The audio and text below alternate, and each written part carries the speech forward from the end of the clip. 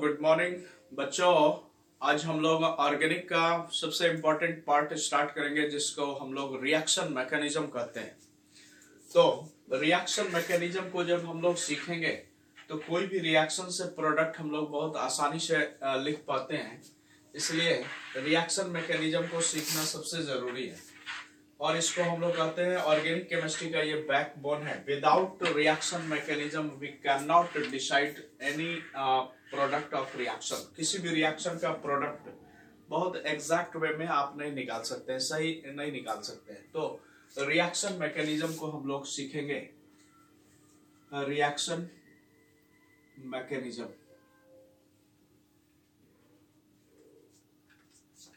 Reaction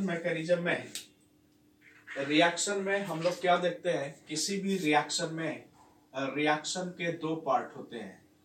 एक होता है जिसको हम लोग कहते हैं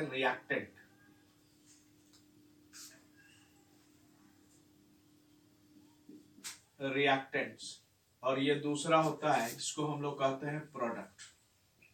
रिएक्टेंट प्रोडक्ट में कन्वर्ट करता है। रिएक्टेंट के दो पार्ट होते हैं। पहला होता है इसको कहते हैं सबस्ट्रेट और दूसरा होता है इसको हम लोग कहते हैं रिएजेंट, और ये दोनों आपस में कंबाइन करके बनाता है प्रोडक्ट। सबस्ट्रेट क्या होता है? It is larger organic molecule. और रिएजेंट क्या होता है? इट इज इनऑर्गेनिक और स्मॉल ऑर्गेनिक मॉलिक्यूल। बड़े ध्यान से समझे। जैसे मान लिया जाए अपने पास कोई रिएक्शन है CH2 डबल बॉन्ड CH2 और इसका HCl के साथ हमने रिएक्शन करा दिया। प्रोडक्ट क्या बनेगा उसकी बात हम बाद में करेंगे। फिलहाल हमको समझना है सबस्ट्रेट क्या होता है, रिएजेंट क्या होता है। तो इस रिएक्शन में, इस रिएक्टेंट में ये हमारा सबस्ट्रेट है और ये रिएजेंट है। जब एक ऑर्गेनिक और एक इनऑर्गेनिक है तो यहाँ प्रॉब्लम नहीं है सबस्ट्रेट और रिएजेंट को आइडेंटिफाई करना। लेकिन जब दोनों ऑर्गेनिक होगा तो उस समय आपको डिसाइड करना होगा कि कौन सबस्ट्रेट है और कौन रिएजेंट है। यहाँ पर सबस्ट्रेट और रिएजेंट बड़े आसानी से समझ में आ रहा है। तो ऑर्गेनिक मॉलिक्यूल सबस्ट्रेट, ये रिएजेंट। अगर दोनों ऑर्गेनिक होगा तो उसमें जो बड़ा मॉलिक्यूल होगा वो सबस्ट्रेट होगा और छोटा वाला मॉलिक्यूल रिएजेंट होगा। कोई भी सबस्ट्रेट रिएजेंट हो, आपको आइडेंटिफाई करने की जरूरत नहीं है। कभी भी ऐसा क्वेश्चन नहीं पूछा जाता है कि ये सबस्ट्रेट है कि रिएजेंट है। तो रिएक्शन में ये चीजें होता है, दो कंपोनेंट आपस में रिएक्शन करके और प्रोडक्ट में कन्वर्ट करता है।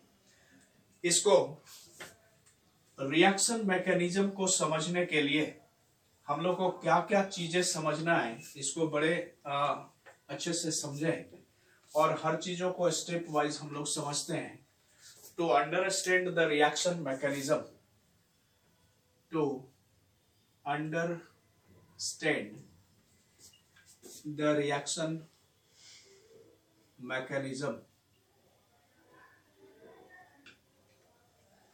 we have the knowledge of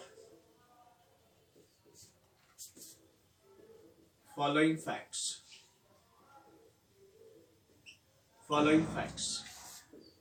ये सब चीजों का नॉलेज होना चाहिए। क्या नॉलेज होना चाहिए? पहला, ब्रेकिंग ऑफ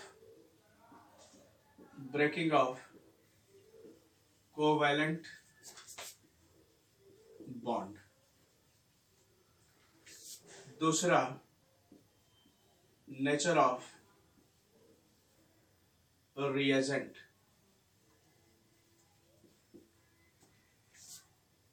तीसरा, इलेक्ट्रॉनिक डिस्प्लेसमेंट।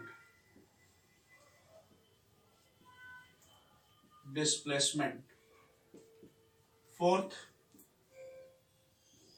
Hyper conjugation.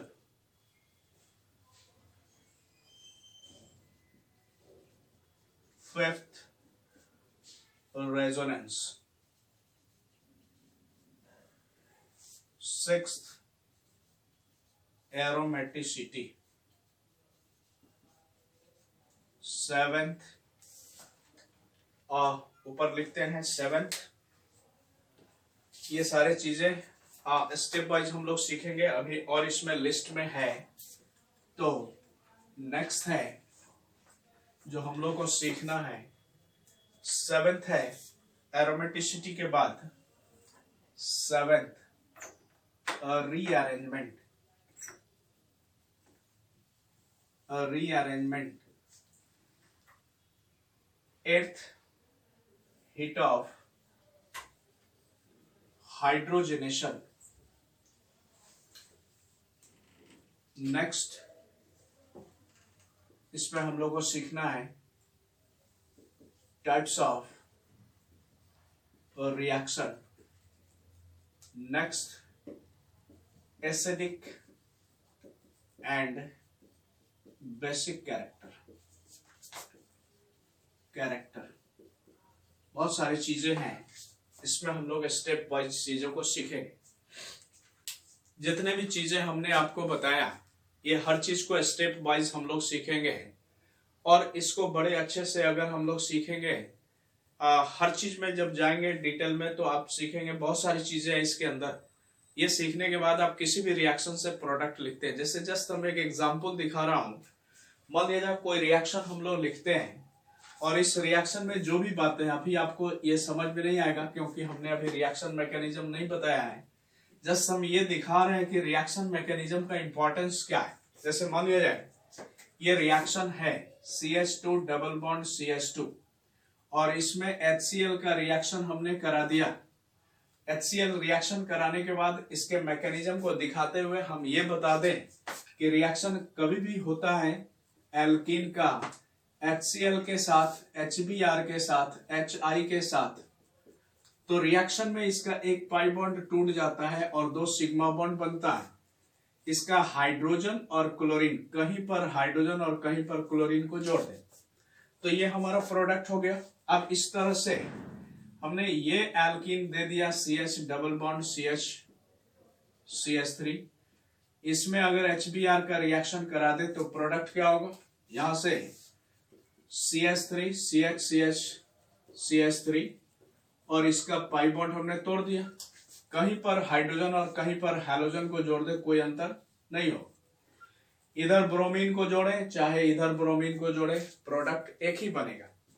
अगर हमारे पास ये कोई कंपाउंड है जिसमें डबल बॉन्ड पर HBr HCl का एडिशन कर दिया, तो प्रोडक्ट हमारा एक ही तरह का बनेगा। और यहां से हमने पाई बॉन्ड को तोड़ दिया, इस पर हाइड्रोजन ब्रोमीन, कहीं पर हाइड्रोजन और कहीं ब्रोमीन को जोड़ दीजिए, प्रोडक्ट एक ही बनेगा। ब्रोमोसाइक्लोहेक्सेन, और इसको कहेंगे 2 ब्रोमो ब्यूटेन। ब्रोमीन इधर आएगा तो भी 2 ब्रोमो ब्यूटेन ही होगा। लेकिन अगर ये रिएक्शन दिया गया CH डबल बॉन्ड CH2 और यहां पर HBr का रिएक्शन करा दे, तो प्रोडक्ट क्या होगा, CH3 CH2, पाई बॉन्ड को हमने तोड़ दिया, 2 सिग्मा बॉन्ड बन गया। अगर यहां हाइड्रोजन और यहां पर ब्रोमीन को जोड़ दें तो इसका नाम हो गया 1 ब्रोमोप्रोपेन। और दूसरा इसमें संभावना यह भी है कि यहां पर हाइड्रोजन यहां पर चला गया और ब्रोमीन यहां पर चला गया, तो यह हो जाएगा 2 ब्रोमोप्रोपेन और यह हो गया 1 ब्रोमोप्रोपेन। कहने का मतलब यह है कि इस रिएक्शन को जब करते हैं तो 2 तरह का प्रोडक्ट मिलता है, इस रिएक्शन को करते हैं तो एक ही तरह का प्रोडक्ट मिलता है। ये रिएक्शन जब होगा तो हमको बताना है कि इसमें मेजर प्रोडक्ट कौन होगा। जैसे ये हमारा मेजर प्रोडक्ट है, ये 99% बनेगा और 1% ये बनेगा। कैसे हम लोग समझेंगे कि ये हमारा मेजर प्रोडक्ट है और ये माइनर प्रोडक्ट है?